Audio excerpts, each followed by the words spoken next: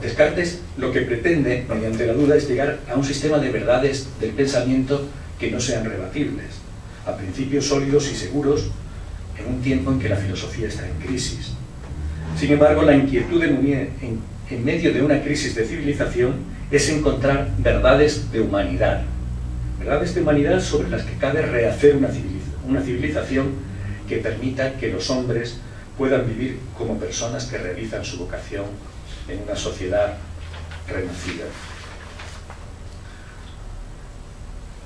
Esa duda nos lleva a una toma de conciencia, y dirá él, una toma de mala conciencia, además. No solo una toma de conciencia del mal, ¿no?, de todo eso que él le daba la razón al marxismo, de esas estructuras materiales, de esas infraestructuras que van produciendo la opresión, la explotación, la alienación del hombre. Hay que tomar conciencia de eso. Pero todavía más, hay que tomar mala conciencia. ¿Qué quiere decir con esto? Quiere decir que yo no soy alguien que está aparte de esas estructuras de opresión, sino que participo en ellas, que yo colaboro con la explotación, que yo soy también agente, tal vez inconsciente, pero real, objetivo, de ese mal que afecta a todos los hombres. Y eso implica un primer momento, que es un momento de ascética, de purificación, de ruptura con todos aquellos lazos que me mantienen unido a esos mecanismos que van contra el hombre, que mecánicamente, que inopinadamente participo en ellos. Tengo que retirarme de ellos, tenemos que retirarnos de ellos. A eso le llama Mounier el desorden establecido. Se presenta como un orden, tiene su racionalidad, y nos quiere convencer de que es lo mejor. Hoy nos quieren convencer de que lo mejor es que se mantenga la estructura financiera que ha provocado la crisis.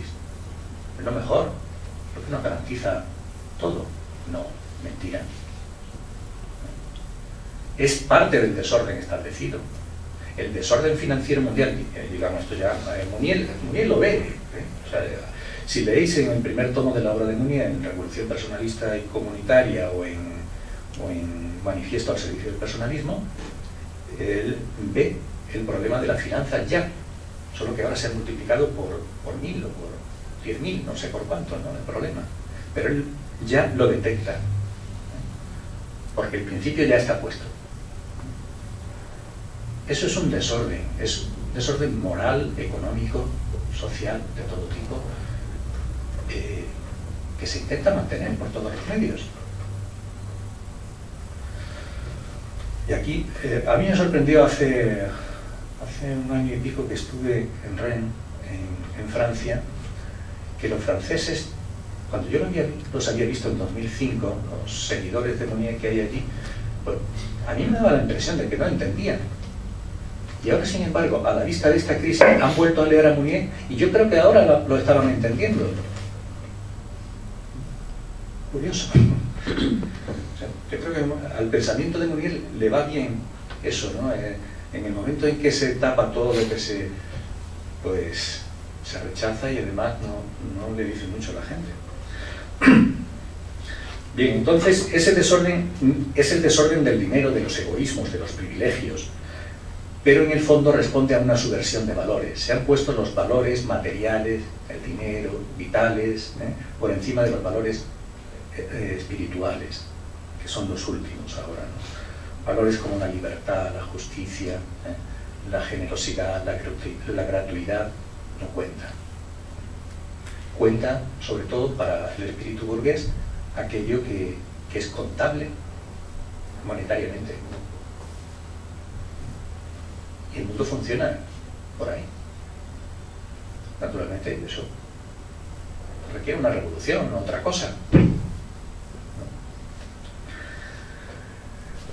Nos dirá que es necesario desolidarizar lo espiritual de lo reaccionario, rehacer el renacimiento. El objetivo es reemplazar ese desorden por un orden que responda a una jerarquía de valores donde los más bajos son los materiales, después los vitales, después los racionales y por último, por encima de todos, dominándolos todos, los espirituales. El capitalismo es el principal agente de opresión, ha creado una subversión total del orden económico, despreciando a las personas, pues la economía capitalista tiende a organizarse por entero fuera de la persona sobre un fin cuantitativo, impersonal y exclusivo, que es el beneficio. Esto me gustaría desarrollarlo, pero casi requeriría una otra charla, ¿no? Apunto 3 cosas. Él dice, el capitalismo es el primado del beneficio sobre la persona, el primado del capital sobre el trabajo, el primado de la producción sobre el consumo. Hay que darle la vuelta a todo eso. O sea, lo primero es consumir a partir de unas necesidades. Él ha optado por la pobreza, pues un consumo moderado de lo necesario. Bueno, ahí hay una obra de él que es la de la propiedad capitalista, la propiedad humana, ¿no? Un consumo humano, no un consumo deshumanizado como el que actualmente nos induce subliminalmente a que realicemos, ¿no? Para ese consumo se requiere una producción y como consecuencia de esa producción se producen unos beneficios. Pues no, ahora ocurre lo contrario. Lo que importa son los beneficios y para que haya beneficios producimos. Y para que se produzca y haya beneficios, hacemos que la gente consuma. Todo al revés. Para establecer el orden hay que invertir los términos, lo que significa en la práctica una revolución, aunque no una revolución cualquiera. Pues vamos ahora, digamos, esos serían los principios, el modo de filosofar de Mounier. Vamos ahora a la reacción del personalismo frente a los agentes de despersonalización.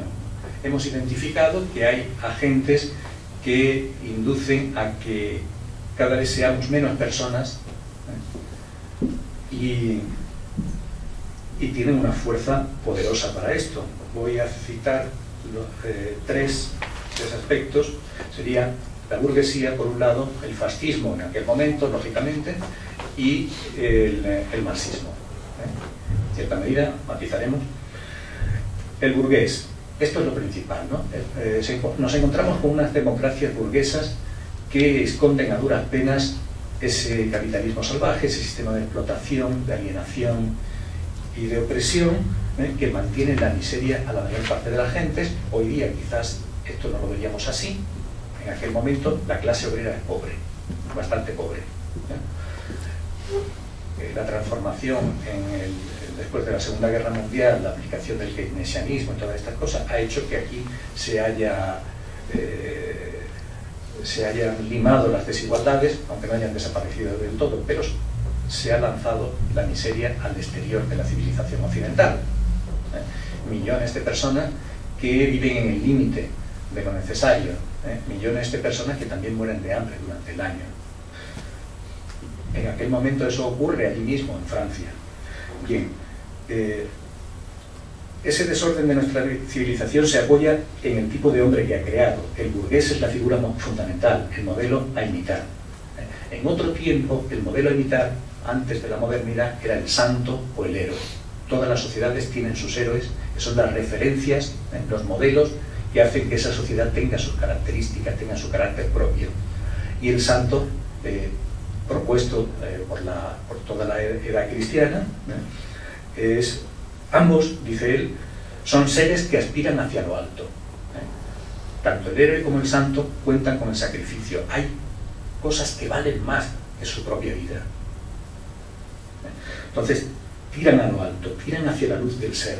En cambio, el burgués tiende hacia lo bajo, hacia la oscuridad del tener y de la materia. Para Mounier, el espíritu burgués está en la más exacta antípoda de toda espiritualidad. Al principio, muy en sus principios, en el siglo, podríamos decir que se remonta al siglo XIII, ¿no? Son aventureros, se lanzan a los caminos, abren nuevas vías, crean el comercio, se exponen a malhechores, se exponen a todas las circunstancias que le pueden ocurrir por los caminos de ese mundo feudal. se hace conquistador durante el Renacimiento, pero finalmente consagra el individualismo. El mal burgués es radical, ya que toma su fuente de la esencia misma del burgués y su ideal, el individualismo, que es una metafísica de la soledad integral y de la separación. El individualismo es primero una decadencia del individuo antes que ser un aislamiento del individuo.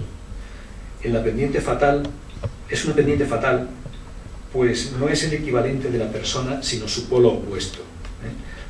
Hay una contraposición básica que utiliza Mounier mucho, que es la dialéctica individuo-persona.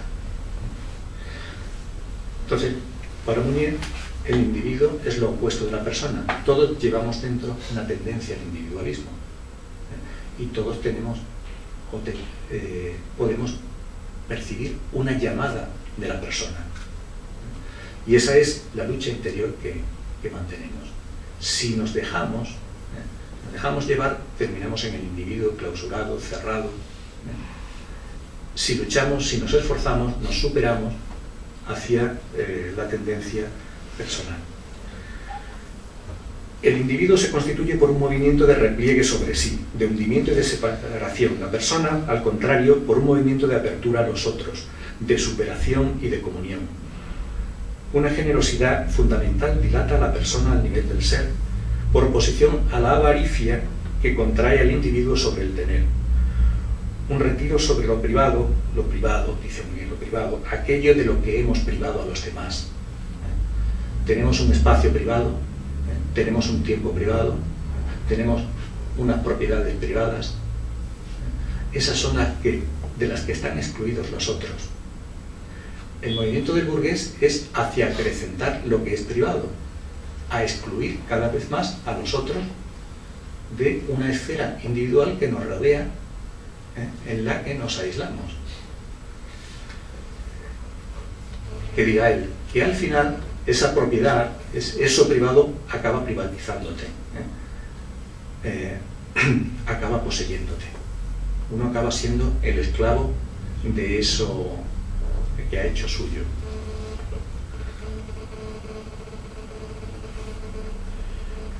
Mounier describe al burgués en términos metafísicos. Es el hombre que ha perdido el sentido del ser, que no se mueve más que en medio de las cosas, y de las cosas utilizables, destituidas de su misterio. Vacío de ser, despojado de sustancia interior, el burgués se complace en las apariencias y busca sobre todo su consideración. Dirá, mi coche, mi mujer, mi casa, mis vacaciones, mi no sé qué, todo es mi, yo, ¿no? Se encierra en eso. Por tanto, para no caer en eso, hay que recuperar el amor, hay que hacer una tesis de desposesión, de desapropiación, de acogida al otro. Ese fondo Mounier no lo perdona, ¿no? Lo otro ve que son el fascismo y el marxismo, pues o bien son cosas pasajeras o bien cosas reformables, pero la lucha contra la burguesía requiere un trabajo personal de cada uno, porque es un libro, Compromiso de la Acción, que os recomiendo. Es una selección de artículos, perdón, de escritos de Mounier.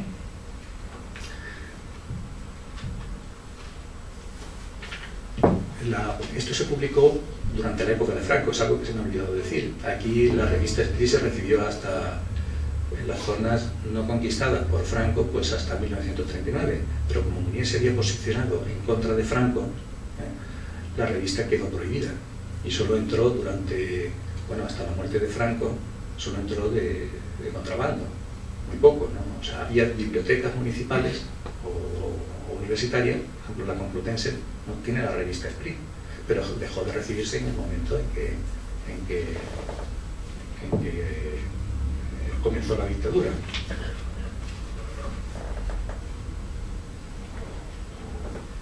Vamos a ver.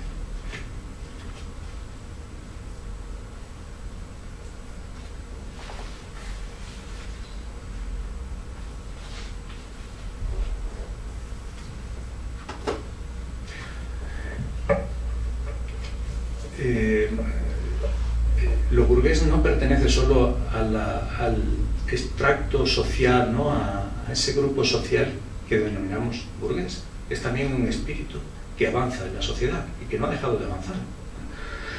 Dice, bueno, cada uno de nosotros lleva en sí una mitad, un cuarto, un octavo, un doceavo de burgués. Y el burgués se irrita dentro de nuestra persona como un demonio en un poseído.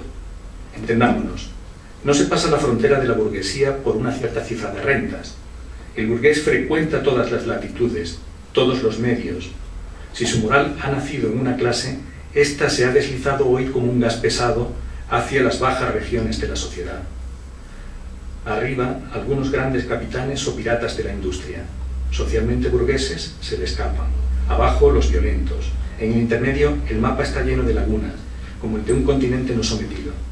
Sabemos también que tesoros arden todavía a menudo bajo la costra rígida. Nuestra mirada sobre el mundo es demasiado afectuosa para no ser violenta, pero demasiado afectuosa también para no ser superficial. Esto pues requiere un combate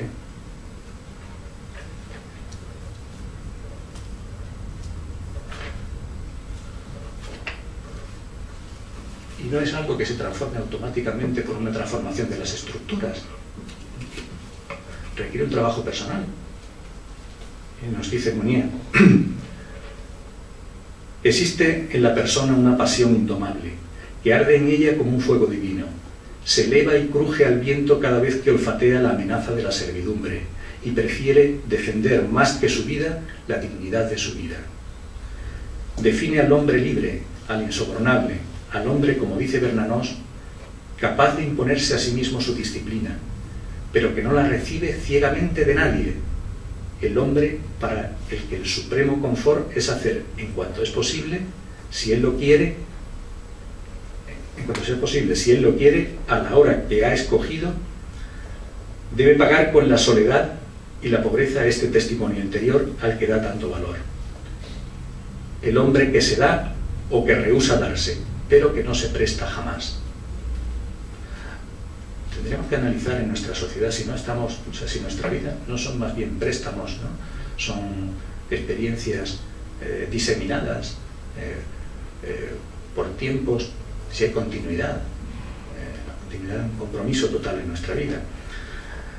Esta clase de hombres es poco frecuente. La masa de hombres prefiere la esclavitud en la seguridad al riesgo en la independencia.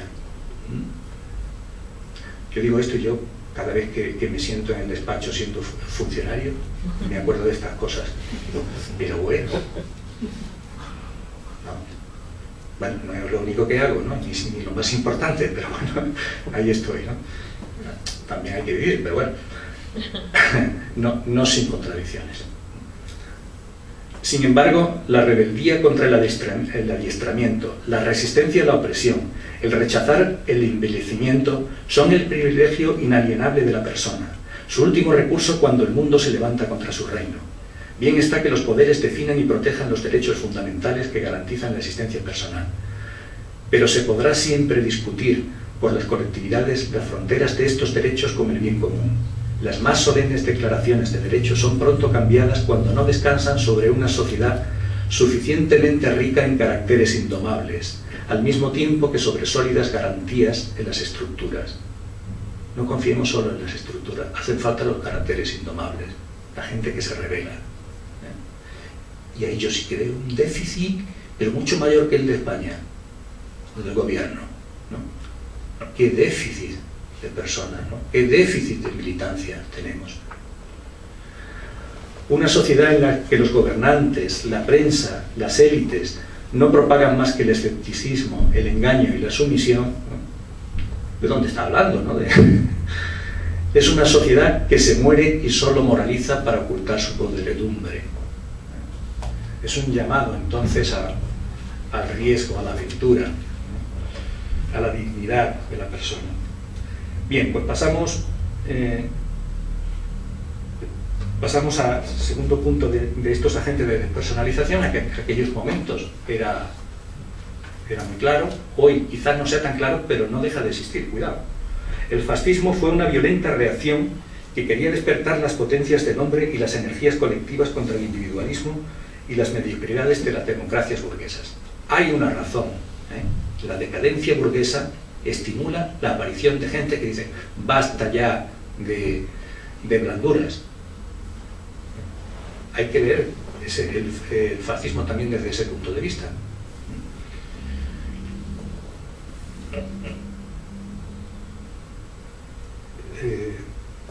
Fruto envenenado de la decadencia occidental, quiere ponerle remedio explotando inmensas fuerzas, principalmente en los jóvenes.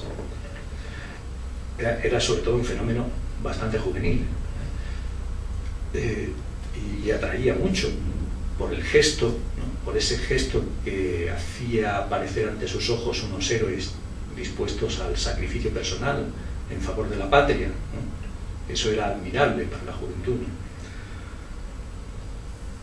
Su atractivo viene del hecho de que despertó ciertos valores. Para los jóvenes despierta un entusiasmo, devoción y sacrificio. Valores en sí buenos, ¿no? Valores a lo que se dedican.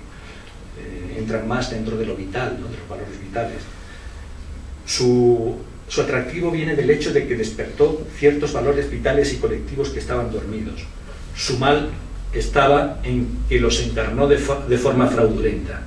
Si la esencia de la burguesía está en la decadencia, la del fascismo está en la falsedad, proponiendo espiritualidades más pesadas, las espiritualidades más pesadas y las místicas más ambiguas.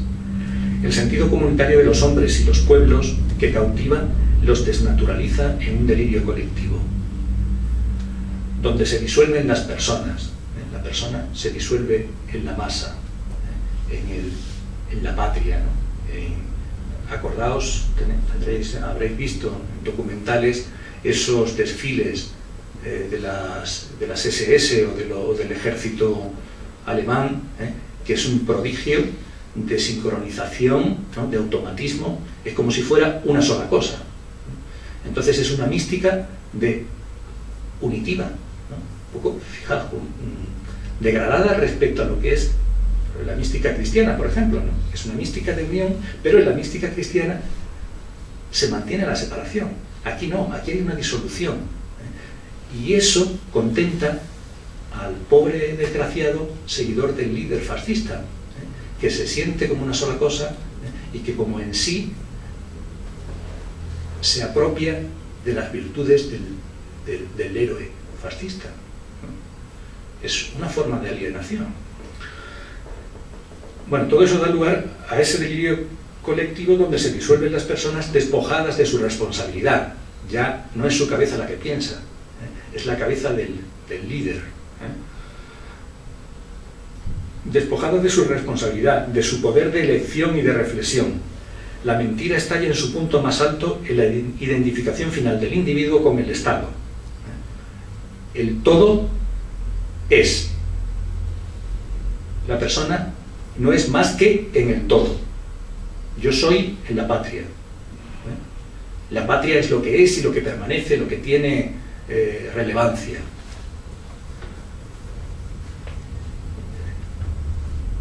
La identificación del individuo con el Estado que el fascismo impone por el terror policial bajo la forma malsana de un jefe inspirado y todopoderoso. Impostura y burla que culmina en la guerra y en el universo concentracionario. Habría mucho más que hablar que esto, pero quizás podéis leerlo en los libros. El marxismo sería el tercer punto, pero aquí hay que hacer diferencias, ¿no? El rechazo al fascismo, a pesar de que Mounier siempre procura ver la verdad que hay en la mentira. El fascismo es una mentira, es una falsedad, dice, pero hay algunas cosas que son verdad. El elogio de la fuerza, el entusiasmo, la disposición al sacrificio, hay cosas. Él entiende que el alma humana no es capaz de aferrarse al error absoluto. Si la gente se ha aferrado al fascismo es porque hay algo de verdad a lo que se ha aferrado, aunque el resto sea mentira y quede ciego para ello. Para el marxismo tiene otro punto de vista. Lo rechaza, por un lado, categóricamente, sobre todo en la primera época, la época 32 al 36 sobre todo. Ahí hay un rechazo doctrinal. Doctrinalmente no hay posibilidad de acuerdo, pero tácticamente puede haber acuerdos. Y de hecho, el movimiento Esprit se une al Frente Popular, porque ve que lo que va a venir, ese fascismo militarista violento, hay que estar unidos para hacerle frente. Entonces llega ahí un momento en que hay una reflexión dentro del movimiento Esprit que dice que hay que aceptar algún tipo de compromiso, por ejemplo con el marxismo. Bien, a pesar de ese rechazo, Mounier no cesará de proseguir el diálogo con Marx, con los intelectuales y con los militantes comunistas. Marx colabora en algunos puntos concretos, Mounier colabora con algunos puntos concretos, pero mantiene una firme voluntad de situarse fuera del marxismo, poniendo fuertemente el acento en la interioridad, la trascendencia y el primado de lo espiritual. A pesar de la distancia doctrinal, su atención se debe a que, dice él textualmente, el marxismo tiene la confianza del mundo de la miseria. Si los hijos del espíritu han desertado del combate por la justicia, el comunismo es la física de nuestra culpa, dice él. Porque el comunismo se ha apropiado de valores que el cristianismo había descuidado. Y entonces nos está devolviendo un desafío, nos está recordando el mal, la culpa de habernos olvidado del tema de la justicia. El anticomunismo, por el contrario, es una colusión del interés, del egoísmo, del miedo y una defensa del desorden establecido.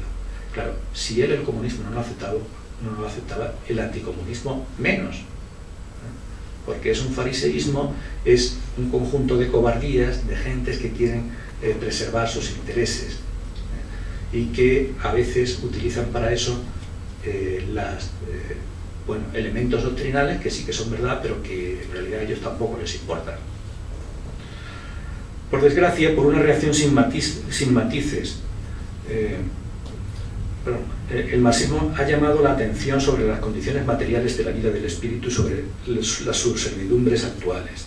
Tiene el mérito de desenmascarar al idealismo y el falso espiritualismo que ha comprometido los valores, exiliándolos fuera del mundo y de la realidad. El materialismo marxista, por su sentido agudo de la urgencia económica y su crítica de las alienaciones, ha puesto el dedo en la llaga. O sea, ha descubierto que hay una infraestructura económica, hay una serie de aspectos que amordazan al espíritu. Por desgracia, por una reacción sin matices ante la mentira idealista, ha falseado en sus fundamentos mismos la parte de verdad que aporta al mundo. Su negación fundamental de lo espiritual, como realidad autónoma, primera y creadora, que le lleva a considerar la vida del espíritu como un reflejo ideológico, condena al marxismo a no ser más que un realismo truncado, un humanismo enfermo. Al confiar el florecimiento de la persona a la sola transformación de las condiciones materiales, contiene no solamente una ilusión de perspectiva, sino un serio peligro en la práctica, como lo demostrará la aventura stalinista. Voy a saltarme cosas, pero bueno, decir que lo que achaca Mounier al marxismo es que al final se confía en el automatismo de las transformaciones estructurales y que no le da ningún papel a la persona en ella. O sea, es un determinismo que dice, bueno, pues si cambia la economía, desaparecerá la lucha de clases y se reconciliará el hombre con el hombre, pero el hombre no tiene papel ninguno en ello. Entonces él tiene una frase, es decir, las virtudes de la organización, los automatismos y el funcionamiento de los instrumentos harán que todo cambie. Entonces, dice él, confía en la sola bondad automática de las cosas y su límite tiende a sustituir el imperio de las personas por el imperio de las cosas. Quería buscar una frase que tengo por aquí y que yo creo que es bastante... que diagnostica... Sí. el hombre se pierde en sus producciones en lugar de perderse en su conciencia, ¿no? Mientras es el marxismo un rechazo del idealismo y busca lo concreto, pues impide la alienación, por un lado, pero entonces se pierde en el imperio de las cosas. Bueno, Munier, al fin y al cabo, lo que plantea es que a esa revolución de tipo estructural que plantea el marxismo hay que añadirle, introducir dentro de ella, no por fuera ni contra ella, sino introducir en su interior una revolución espiritual, donde la persona es la única responsable de su salvación, no es la evolución de las estructuras, sino la propia persona la que es responsable de su salvación. A ella le corresponde hacer por sí misma y en ella misma lo que sea necesario para transformarse, liberarse, desalienarse, cambiando el corazón de su corazón. La alienación es el estatuto original de la existencia humana. La persona es la búsqueda de una unidad presentida, jamás realizada plenamente. La metafísica materialista de Marx se equivoca situando el remedio en la economía. Esta es la frase que quería comentar. El marxismo es un optimismo del hombre colectivo que recubre un pesimismo radical de la persona. No confía en la persona. Y esto es un problema, se me vaya el tiempo, un problema que han discutido los propios marxistas, ¿no? Porque si nos fijamos, si la evolución de las estructuras económicas por sí misma lleva al socialismo, ¿qué pinta un partido comunista? ¿No? Si es la propia dinámica de las cosas las que las transforma, ¿no? y llevaría al socialismo, bueno, ¿para qué hacer que un agente, una persona, trabaje para algo que de por sí se va a dar? Es un contrasentido, ¿no? Que de hecho el propio marxismo es inconsecuente. Bueno, habría que hablar de los muchos marxismos, ¿no? No todos ven las cosas del mismo modo, ¿no? Pero claro, bueno, el Partido Comunista podía echarse la siesta, dejar que las cosas funcionaran por sí mismas, fuera. Claro, lo que dicen muchos marxistas, dicen, sí, pero hay que empujar también a que esas cosas vayan más rápidas, ¿no? Entonces, le damos, inconsecuentemente con la doctrina, le damos un papel al hombre. Bien. Vamos entonces ahora a lo que él propone, en dos aspectos, a ver si consigo en 20 minutos, no, porque ya llevamos mucho tiempo, plantear... Sí, que hacemos un descanso y luego sigue. Oh, vale, sí, quizás es mejor, ¿no? Como quieras. Sí. Como desee. Como... No, yo creo que sí, que es mejor, ¿no? Descansar y... Tomamos un cafecito, ¿no? Venga, tomamos un cafecito. Aquí está el desayuno ya. Juan, ¿qué pasa?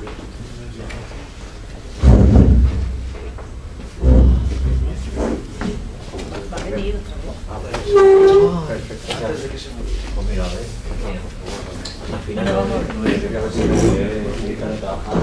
Bueno, más que más. Estáis todos invitados, todas, todos.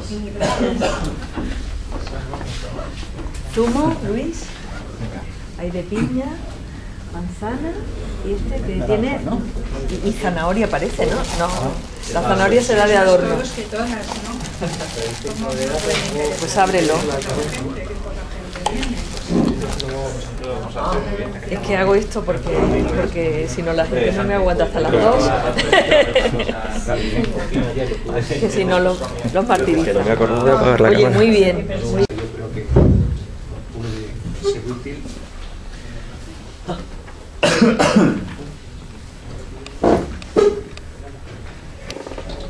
Porque lo que pretendo hoy es una introducción, ¿no?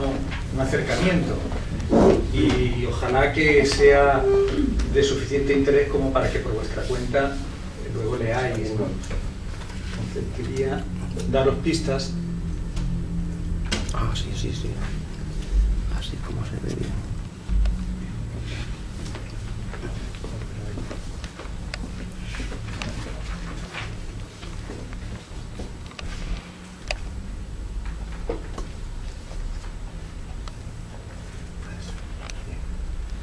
Bueno, el Instituto Munier tiene 26, bueno, ya son, sí,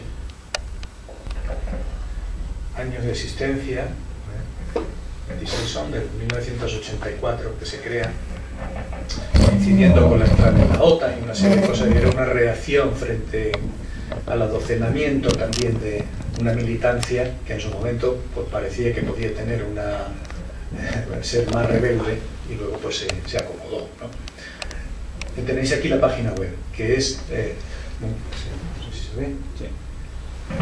Munier.org o .es, entra por los dos lados, ¿no? Bien, aquí tenemos la revista. Esto primero es la última revista, todavía queda ahí un ejemplar, sobre los límites del hombre. Y hay algunos artículos que podéis bajaros. No está todavía puesta completa la revista, pero siempre colgamos algunos artículos. Y luego hay otra cosa, a ver si...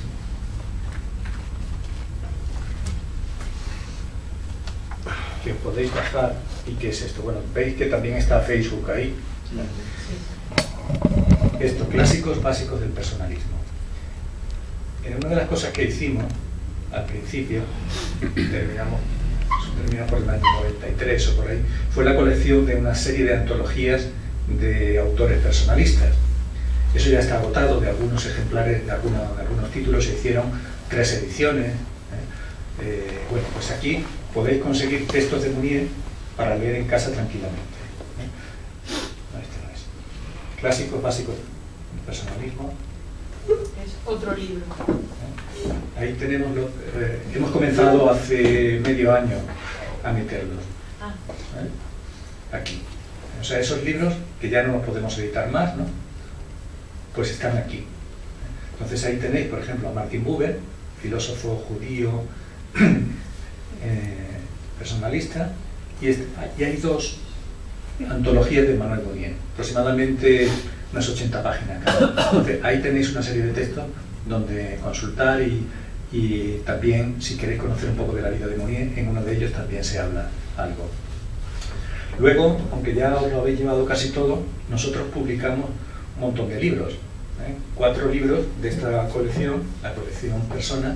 Este es uno de los primeros, el número 4. Ya últimamente mandamos a imprenta el 42, ¿no? Por 42, 4 al año.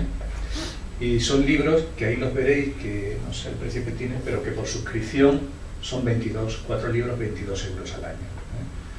Y los mandamos a casa. Entre ellos está este, que tenemos muchos todavía, porque de este se hizo una edición un poco excesiva, ¿no? A veces nos volvemos locos, ¿no? Hicimos 3.000 ejemplares, entonces creo que todavía quedan unos 500 o por ahí, ¿no? O sea que si lo queréis, esta es la mejor biografía de Munier traducida del italiano de ahí, por sobre todo la más completa, porque luego hay esta otra, que es de otra colección, la colección Sinergia, que publicamos 6 libros al año, de momento por 18 euros. Todavía no siempre tenemos un conflicto de conciencia cuando queremos subir los precios de los libros, pero bueno, es que los costes casi que comen lo que sale, ¿no? Entonces, hay esta de Carlos Díaz sobre Manuel Munier,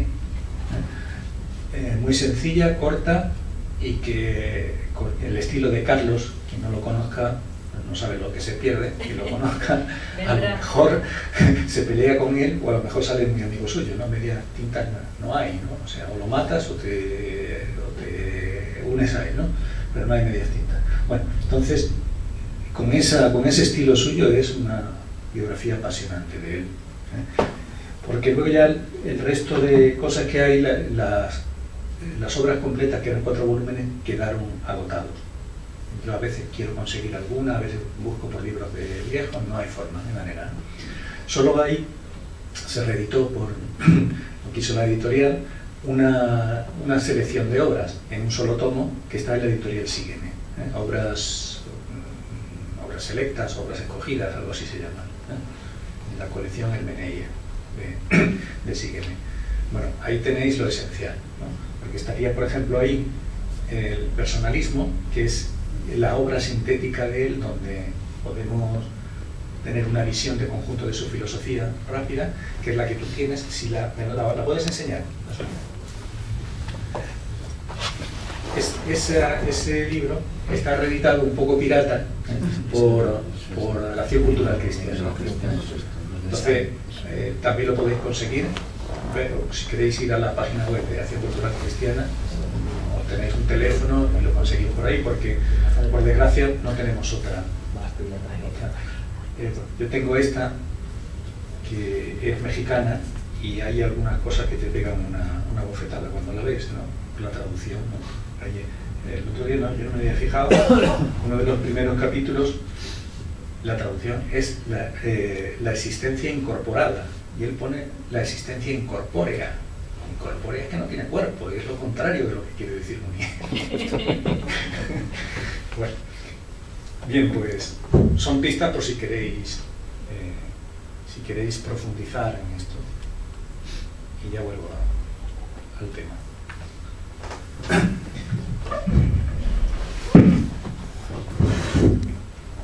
Bien, pues entonces, ¿qué nos propone Munier? Nos propone partir de la persona. La persona es el objetivo, el camino, el medio y el fin de toda su filosofía. Pero no solo de su filosofía, sino de su vida, de la vida del movimiento que él quiere poner en marcha y lo que él propone para todo el mundo. Esa filosofía se conoce como un personalismo comunitario. No es la persona aislada, que es inconcebible, es la persona en comunidad, es la comunidad de personas. Bien, un primer aspecto sería esto. Metodológicamente tenemos que partir de un lado, ¿no? Vamos a partir de la persona, luego hablaremos un poquito de la comunidad, pero que en 20-25 minutos podamos arreglar esto. Bien, para Munier entonces, una primera cuestión es que no se puede definir, conceptualizar, tematizar de una forma filosófica rigurosa la persona, ¿no? La persona se la puede indicar, se la puede designar, se puede intentar aproximarse a ella, pero la persona no es definible, porque definible es poner límites, es encapsular dentro de una fórmula. Entonces, precisamente eso vale con cualquier cosa, pero no con la persona, porque la persona es quien define, quien pone límites. Entonces, podemos hacer una aproximación conceptual, pero no una definición cerrada y rigurosa. Dentro de todo, las que él propone, las que él ensaya, creo que dan una aproximación bastante interesante. Munier, además, al acercarse a la persona, huye de cualquier sistema que la fije completamente, que la congele, que la transforme en algo estático. La persona no es algo estático, es algo dinámico, algo que está en devenir, en movimiento, y estoy diciendo algo porque por la pobreza del lenguaje o de mi lenguaje, ¿no? Tenemos que referirnos de alguna manera, pero no es algo, es alguien. Entonces, sería más bien, más que un concepto abstracto o una sustancia, una esencia, ¿no? Sería una tarea concreta a llevar a cabo. Sería el eje de una civilización a realizar. Sería el hogar de los valores que hay que encarnar en el mundo. No existen valores más que por la persona.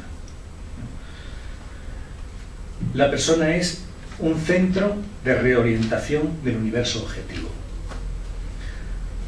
No podemos reducirla a un concepto fijado, a una realidad hecha, acabada, clausurada. Hay que hablar en términos de movimiento, de actividad, de creación. Con eso intentamos evitar la trampa del sustancialismo, en lo que caen, bueno, por ejemplo, si hubierais oído a Carlos, Carlos le pega un repaso a Santo Tomás de Aquino porque ha sustancializado a la persona. Por lo menos en sus... cuando la tratan más de tipo, de forma filosófica. A lo mejor teológicamente no, pero filosóficamente sí. Evitar la cosificación. Entonces se refiere a ella como un proceso, como un impulso originario. Es lo que en francés y sobre todo Bergson llama un élan, ¿no?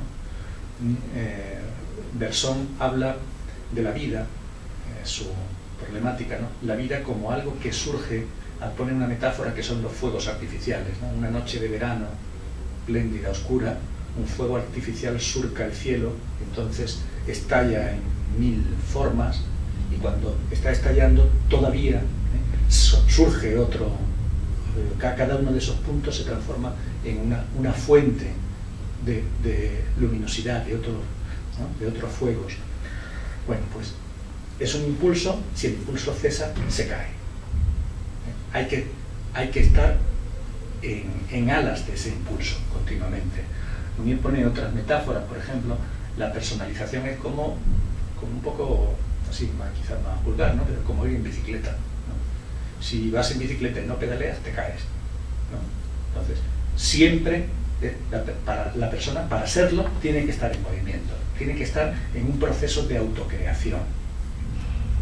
Todo eso dentro de esa dialéctica que decíamos, que hay una tendencia también material, una tendencia al individuo. Entonces sería un impulso de personalización. Pero, cuidado, porque aquí podríamos irnos a otro lado. Quizás ahí es donde cae Sartre, a lo que se llama el actualismo.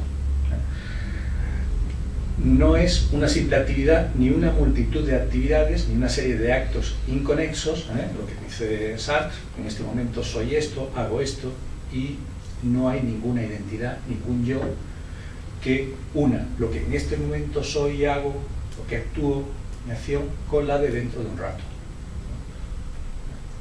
No hay, el yo es una ficción.